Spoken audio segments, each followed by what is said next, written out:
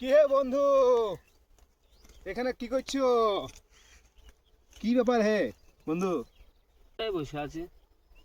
মন পুন বাজার মুখ শুকনো, কি ব্যাপার তোমার? বাড়ির সমস্যা, বাড়ির চিন্তা ভাবনা কি করবো বলো। কেন ঘরে হে, কি ধ্যান হয়েছে ধ্যান হে? নেই। কি ব্যাপার, কি হয়েছে তোমার?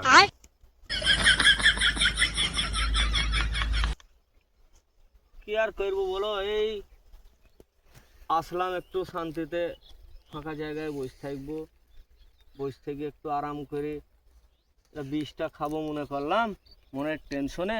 তাতেও দেখছি ভাগ বসে খেয়ে নিলি। বিষ মানে?